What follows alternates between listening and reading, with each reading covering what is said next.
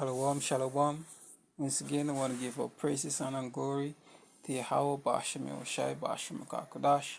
Double honor to the apostles and elders of GMS Great Millstone, and peace and salutation to the elect that are scattered throughout the four corners of the earth. Shalom. This is Brother Aria from GMS Guyana. With a quick lesson, or as well this lesson be edifying. Now, in this lesson, we're going to go into can a man have more than one wife? Right? Can a man have more than one wife? Because there's camps that is teaching, Israelite camps, matter of fact, that is teaching that Israelite man cannot have more than one wife. Right? And this is not according to the scripture. Right? So according to the law, it can show that a man could have more than one wife. And not only that he could have more than one wife, but in the eyes of the Most High, Yahweh Bashmi Oshai, the Most High never condemned her.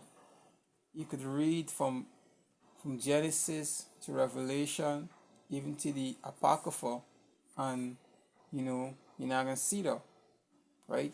So first, let me start with this precept, man. 1 John chapter 3 and 4. Right? It says, whosoever commits sin transgress also the law, for sin is a transgression of the law. Right? So sin is a transgression of the law, and where there is no law, there is no sin. Right? And there is no law that's saying that a man can't have more than one wife.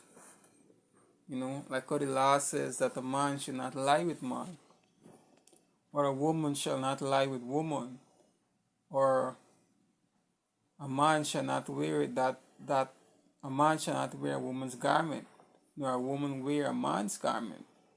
Now, even to when Yahushai was on scene, right, he didn't condemn it either, because there's a reason for that. And having more than one wife is also a prophecy that have to be fulfilled on this side, right? It's not only in the kingdom alone, but even to on this side, right? So, I guess some more precept, right? Now the Apostle Paul said, where there is no law, there is no sin. I have not known sin except the law says I can nor I cannot do, right? So we can go back to Deuteronomy, because Deuteronomy is the book of the law, right? Let me see, I just saw this precept. Yeah, this is Deuteronomy chapter 21 and verse 15. It says, if a man have two wives, one beloved and the other hated, and they have borne him children, both the beloved and the hated, and and and if the firstborn be of that which was hated, right? So the scripture is breaking down the law concerning if you got two wives and one beloved and one hated. If the eldest child is born from the one that is hated, you still have to give he inheritance. Never mind, you don't find favor, much favor in his mother, right? Because when the man got two wives, in everything, he has got a favorite, right? So one would be favorite in this area, and the next one would be favorite in the area. But the example is that if a man have two wives, right? And when you look at in the days of old, you look at Abraham, you look at Jacob, right? You look at King Solomon, King David, all these men had more than one wife. Now coming down to this time, right? Let me show you why on this side also a man would have, you know, more than one wife, because it is a prophecy that must fulfill, just like all the rest of prophecies, right? So this is Isaiah chapter 4 and verse 1. He says, "In that day 7 women shall take hold of one man, saying, We will eat our own bread and wear our own apparel. Just let us be called by thy name to take away thy reproach." Right? So in these days, you know, going into going into to Jacob's trouble, perilous times, whilst Esau trying for push the chip and all hell break loose, famine, race war, and these kind of things, you know.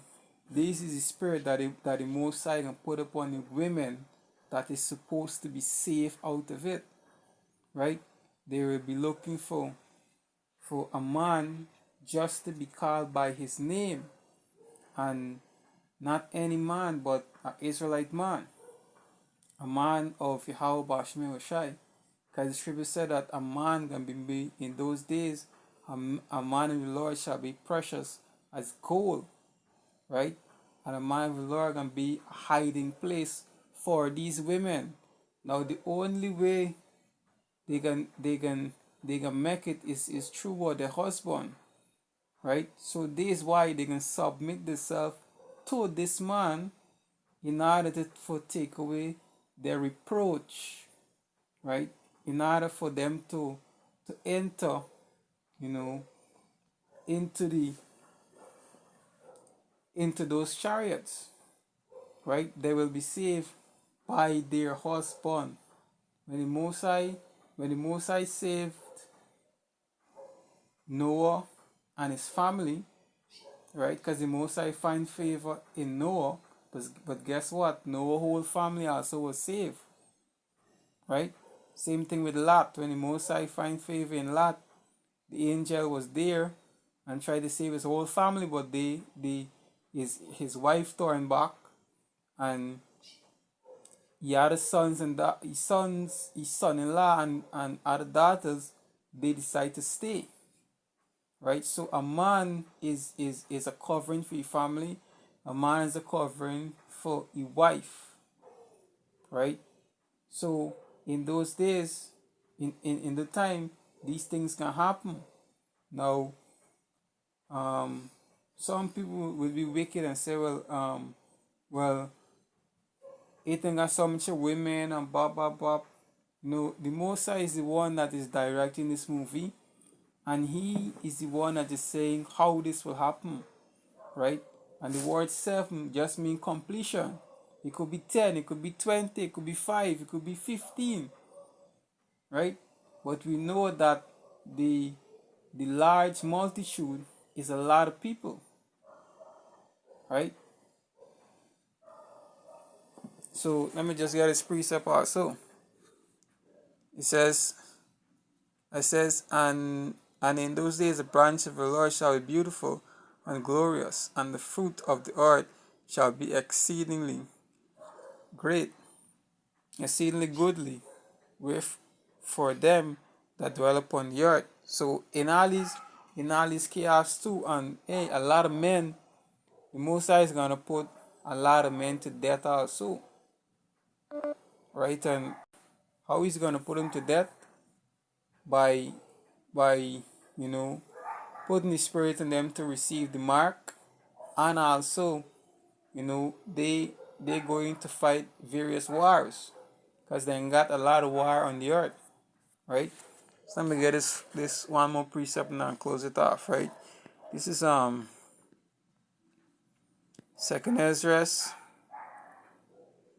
chapter. No, let me do this.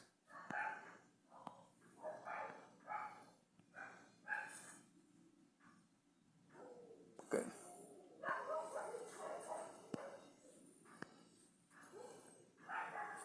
Let's just go back.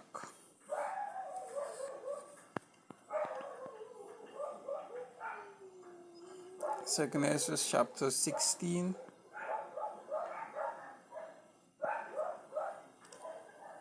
Okay. Second Ezra chapter 16 and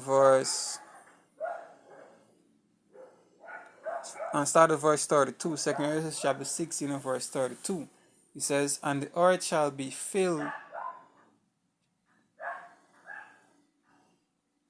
and the earth shall be laid waste, and the fields thereof shall wax old, and her ways and all her paths shall be full of thorns, because no man travel through." Right? And he's talking about these streets and these fancy cities, right? It says, verse 33, it says, "A virgin shall mourn," and a virgin is a young woman of marriageable age. A virgin, the virgins with a S shall mourn, having no bridegroom. And the bridegroom goes back to a husband. It says, "The woman shall mourn, having no husband.